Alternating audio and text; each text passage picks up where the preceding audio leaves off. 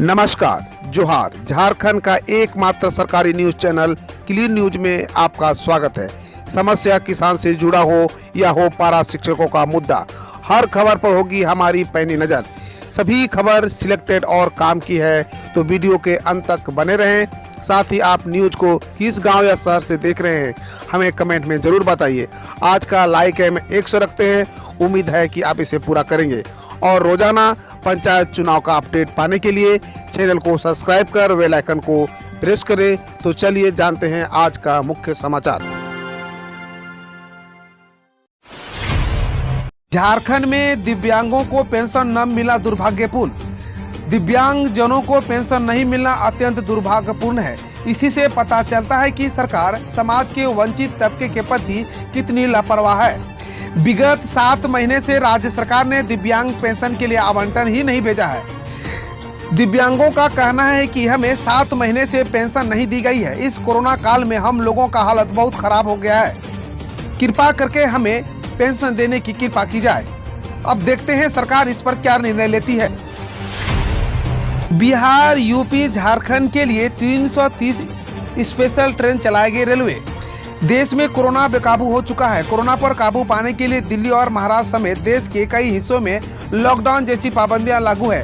Corona के तेजी से बढ़ते मामलों के बाद राज्य सरकार ने एक कर लॉकडाउन की घोषणा की है। लॉकडाउन और कड़ी पाबंदियों की घोषणा के बाद दिल्ली और मुंबई से भारी संख्या में प्रवासी कामगारों का अपने घर लौटना शुरू हो चुका है। राज्य सरकार ने हालांकि अपील की है कि वे जहां हैं वहीं रहें, उनका पूरा ख्याल रखा जाएगा, लेकिन उन्हें एक बार फिर लंबे लॉकडाउन का डर सता रहा है। रेलवे ने भी कोरोना काल में यात्रियों की सुविधाओं के लिए कई स्पेशल ट्रेन चलाई है। झारखंड में नक्सलियों की नापाक हरकत, आधी रात में रेल की पटरी को बम से उड़ाया। झारखंड में पुलिस और सेना की मुस्तैदी से एक बड़ा हादसा टल गया। दरअसल कल देर रात 2-3 बजे बीच नक्सलियों ने सोनुआ और चक्रधरपुर के बीच रेल की पटरी को बम से उड़ा दिया। पुलिस और सेना की मौजूदगी के समय रहते इस घटना का पता चल गया, वरना कोई बड़ा हादसा हो सकता था। नक्सली ट्रेन को दुर्घटनाग्रस्त करना चाहते थे। झारखंड के रामगढ़ में 4 दिनों के भीतर 3 युवा अधिकारियों की कोरोना से हो गई मौत। पिछले 4 दिनों के अंदर रामगढ़ जिले के 3 युवा अधिकारियों की मौत हो गई। सोमवार की अलसुबह रामगढ़ विद्युत विभाग के कार्यपालक अभियंता सोनाराम सोरेन की मौत की खबर आई। इसके पहले श्रम अधीक्षक दिगंबर महतो, कार्यपालक दंडाधिकारी राहुल वर्मा की कोरोना से मौत हो चुकी है। विद्युत कार्यपालक अभियंता सोनाराम सोरेन पिछले करीब 10 दिनों से बीमार थे। घर में हालत बिगड़ने के बाद स्थानीय रांची रोड स्थित एक अस्पताल में भर्ती करा गया। उसके बाद वहां भी हालत में सुधार नहीं होने पर उनके परिजन रिम्स में ले गए, जहां रविवार की देर रात हुए कोरोना से जंग हार गए। झारखंड में नहीं सुधरे हालात तो बढ़ेगा लॉकडाउन। कोरोना आंकड़ों पर हेमंत सरकार की नजर। कोरोना की दूसरी लहर लगातार अपना पांव पसारता जा रहा है। हर नए दिन के साथ संक्रमित लोगों के आंकड़े लगातार बढ़ते जा रहे हैं। इसके साथ ही राज्य में मौत की संख्या में भी इजाफा हो रहा है। पूरे झारखंड राज्य में 2 लाख से अधिक संक्रमितों की संख्या पहुंच चुकी है। हालांकि इनमें से 1.5 लाख के करीब लोग ठीक भी हो चुके हैं। ऐसे में संक्रमण की चेन को तोड़ने के लिए सरकार के द्वारा लॉकडाउन भी लागू है। इधर कल लॉकडाउन का 5वां दिन था। सरकार के द्वारा लॉकडाउन वीक को स्वास्थ्य सुरक्षा सप्ताह रखा गया है। वहीं जानकारी के अनुसार संक्रमण के आंकड़े में कमी आती है तो फिलहाल लॉकडाउन खत्म किया जा सकता है, और अगर आंकड़ों में कमी नहीं आई तो फिर से बढ़ाया भी जा सकता है। मिशन ऑक्सीजन में जुटी झारखंड सरकार। खुद के साथ साथ 5 राज्यों के कोरोना संक्रमितों को दे रहा है प्राण वायु। पूरे देश में कोरोना की दूसरी लहर चरम पर है। ऐसे में गंभीर रूप से संक्रमित मरीजों के लिए ऑक्सीजन प्राणवायु बनी हुई है। बढ़ रही मांग के कारण ऑक्सीजन की किल्लत पूरे देश में हो गई है। ऐसे में झारखंड संकट मोचक बनकर सामने आया है। खुद के साथ 5 राज्यों को ऑक्सीजन की आपूर्ति कर लोगों की सांस बचाने में जुटा है। मुख्यमंत्री हेमंत सोरेन ने राज्य के 5 ऑक्सीजन प्लांटों की देखरेख के लिए टास्क फोर्स का गठन कर दिया है। उन्होंने खुद रांची स्थित ऑक्सीजन प्लांट का निरीक्षण किया। झारखंड डीजीपी नीरज सिन्हा का नहीं उतर रहा बुखार। कोरोना संक्रमित पत्नी के साथ अस्पताल में हुए भर्ती। झारखंड के डीजीपी नीरज सिन्हा कोरोना संक्रमित हो गए हैं। गत 19 अप्रैल को वो कोरोना पॉजिटिव पाए गए। 7 दिन तक घर में रहने के बाद सोमवार को डीजीपी रांची के मेडिका हॉस्पिटल में एडमिट हो गए हैं। उनके साथ ही उनकी पत्नी भी भर्ती कराया गया है। हालांकि अस्पताल प्रबंधक के मुताबिक डीजीपी की तबीयत फिलहाल स्थिर है। झारखंड में उठी कोरोना काल में कॉन्ट्रैक्ट कर्मियों और पत्रकारों को 50 लाख की सहायता राशि उपलब्ध कराने जाने की मांग। कोरोना काल में कॉन्ट्रैक्ट कर्मियों और पत्रकारों के लिए झारखंड में भी लगातार चुनौतियां बढ़ती जा रही है।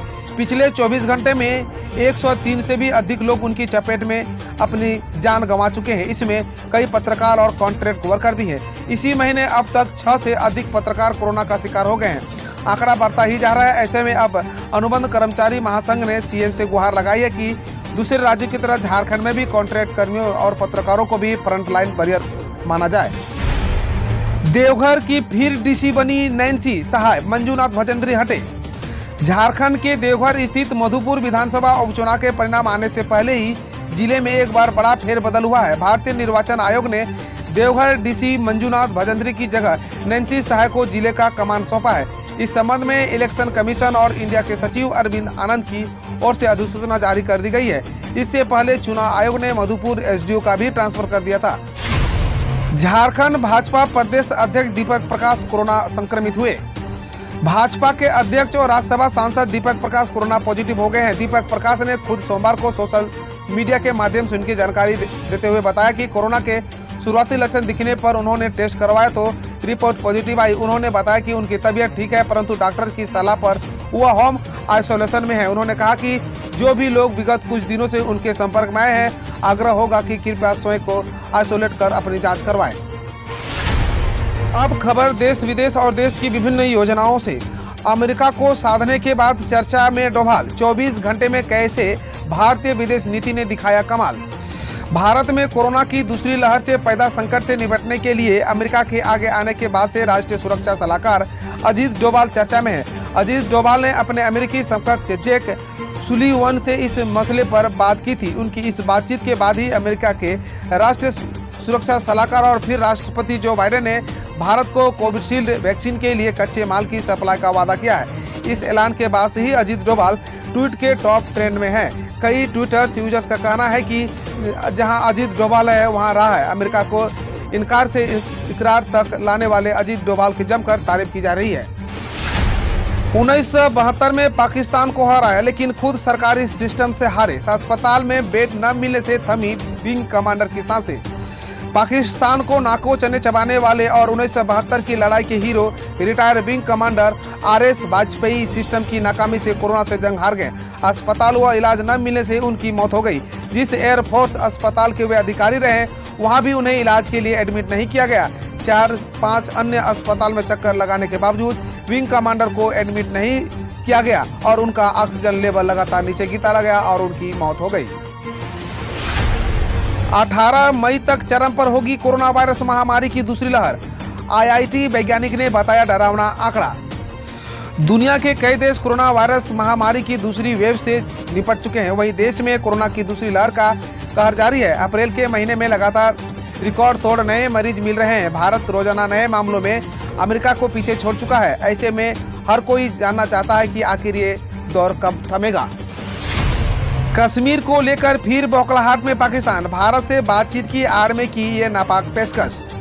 जम्मू कश्मीर से अनुच्छेद 370 हटाए जाने के बाद से ही पाकिस्तान बौखलाया हुआ है।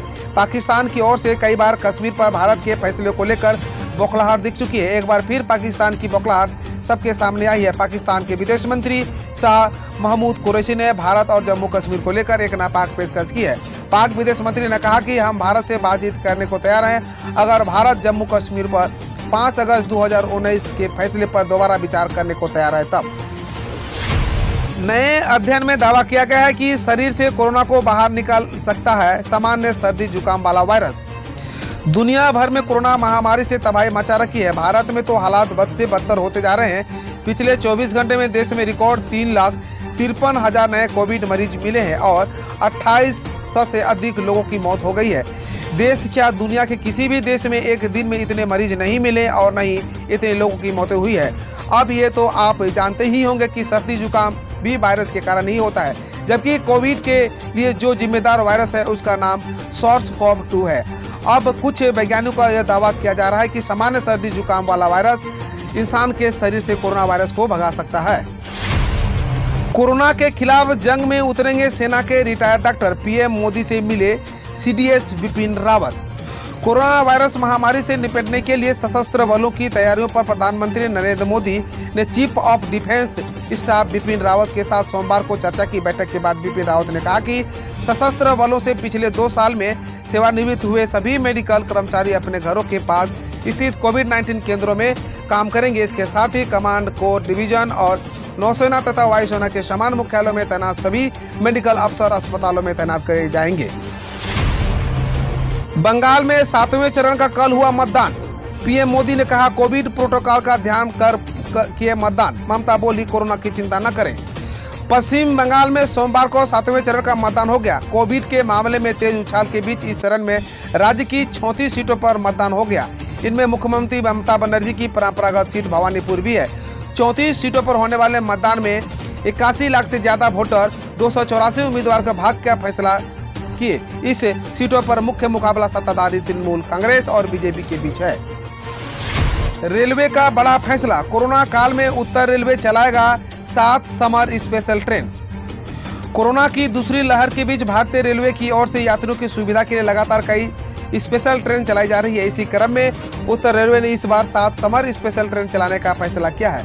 ये सभी ट्रेन एक तरफ से ही चलेगी, यानी फिर से दूसरी बार फेरा नहीं लगाएगी। रेलवे की ओर से दी गई नई जानकारी के मुताबिक उत्तर रेलवे नई दिल्ली से भागलपुर, जयनगर, दरभंगा और दिल्ली से मुजफ्फरपुर, सहरसा, सीतामढ़ी और कटिहार के लिए समर स्पेशल रेलगाड़ियां चला रहा है। महामारी के बीच क्रिकेट। 28 अप्रैल से दिल्ली में होंगे आईपीएल मैच। कोरोना संक्रमण की आशंका से कैसे सुरक्षित रहेंगे खिलाड़ी। आईपीएल क्रिकेट का खुमार क्रिकेट प्रेमियों के सर चढ़कर बोल रहा है। कोरोना के जिस संक्रमक काल में भी देश के कई हिस्सों में घर से बाहर निकलने पर प्रतिबंध लगा हुआ है। यहाँ लोगों के टाइम पास का बड़ा माध्यम भी बन गया है। कोरोना संक्रमण काल में कुछ लोग आईपीएल कराने के कारण खिलाड़ियों या अन्य लोगों को कोरोना से संक्रमित होने की आशंका बढ़ने की भी जताते रहे हैं। 28 अप्रैल से दिल्ली के अरुण जेटली क्रिकेट स्टेडियम में भी आईपीएल के मैचों की शुरुआत हो जाएगी। इसलिए एक बार फिर कुछ लोगों ने कोरोना खतरे को लेकर आवाज उठानी शुरू कर दी है। केंद्र सरकार ने कहा घबराए नहीं, देश में 82% मरीज हुए ठीक। देश में कोरोना के मामले लगातार बढ़ते जा रहे हैं, लेकिन इस बीच स्वास्थ्य मंत्रालय ने एक राहत की खबर दी है। स्वास्थ्य मंत्रालय के संयुक्त सचिव लव अग्रवाल ने कहा कि घबराने की जरूरत नहीं है, क्योंकि इस समय देश में 82% लोग कोरोना से उबर चुके हैं। करीब 16.25% मामले सामने आने हैं कि 28,13,658 मामले अभी भी सक्रिय मामलों की दृष्टि से हैं, जिसकी निगरानी की जा रही है। कोरोना से जंग में खाना पीना भी भूले मजदूर, बोले पहले देश के लिए बनाएंगे ऑक्सीजन। अभी लंच करने का नहीं बल्कि उखड़ती सांसों को बचाने का वक्त है। लंच तो बाद में भी किया जा सकता है। देश को ऑक्सीजन की तत्काल जरूरत है, इसलिए हम लोग रात दिन एक कर ऑक्सीजन सप्लाई कर रहे हैं। ये अल्फाज है बोकारो सेल स्टील प्लांट में काम कर रहे अधिकारियों और मजदूरों के। बोकारो स्टील प्लांट में हर रोज 150 टन ऑक्सीजन का उत्पादन हो रहा है, जो देश के अलग अलग हिस्सों में ऑक्सीजन एक्सप्रेस के जरिए सप्लाई की जा रही है। बोकारो स्टील प्लांट से ऑक्सीजन की ज्यादा सप्लाई मध्य प्रदेश, उत्तर प्रदेश हो रही है। मजदूर लोगों की जान बचाने के लिए 24 घंटे लगातार काम कर रहे हैं। उन्हें अपने लंच और डिनर की भी चिंता नहीं है। रेमडेसिविर की कालाबाजारी करने वाले 3 आरोपी हुए गिरफ्तार। 70,000 में बेच रहे थे इंजेक्शन। देश की राजधानी दिल्ली में कोरोना संक्रमण के चलते हालात बहुत ही भयावह हो चुके हैं। रोज हजारों की तादाद में नए संक्रमित सामने आ रहे हैं और दर्जनों लोगों की रोजाना मौत हो रही है। इस बीच शहर में कोरोना संक्रमण में काम करने वाली दवाओं की कालाबाजारी भी बढ़ गई है। खासतौर पर रेमडेसिविर के एक इंजेक्शन 1000 रुपए में बिक रही है। दिल्ली पुलिस ने रेमडेसिविर की ब्लैक मार्केटिंग करने वाले ऐसे ही 3 आरोपियों को धर दबोचा है। इसके पास से रेमडेसिविर की 7 इंजेक्शन भी बरामद की गई है। दिल्ली पुलिस का कहना है कि ये लोग एक इंजेक्शन 70,000 रुपए में बेच रहे थे।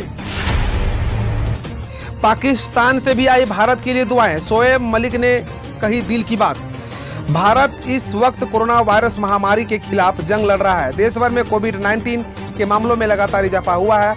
हालात बिगड़ते जा रहे हैं। अस्पतालों में ऑक्सीजन की कमी हो रही है। इस बीच पाकिस्तान से भी अब भारत की सलामती के लिए दुआएं आ रही है। इस मुश्किल घड़ी में पाकिस्तान के स्टार क्रिकेटर शोएब मलिक ने भारत के लोगों के लिए दुआएं मांगी है। मलिक ने कहा कि उनकी प्रार्थनाएं भारत के साथ है और इस मुश्किल समय में भारत को अब हिम्मत बनाए रखने की जरूरत है।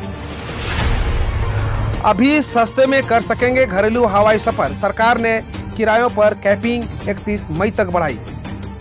घरेलू उड़ानों के किरायों के लिए लागू की गई कैपिंग व्यवस्था अब 31 मई 2021 तक लागू रहेगी ने इसके लिए आदेश जारी किया है। इसके पहले यह किराए पर कैपिंग का सिस्टम 31 मार्च 2021 तक लागू किया गया था।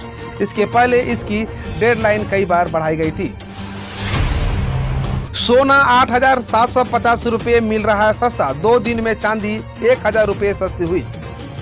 सोना 47,500 रुपये प्रति 10 ग्राम पर आकर ठहर गया है। अगर आप सोना खरीदना चाहते हैं तो ये अच्छा मौका है। चांदी भी 2 ट्रेडिंग सेशन में करीब 700 रुपये प्रति किलो टूट चुकी है।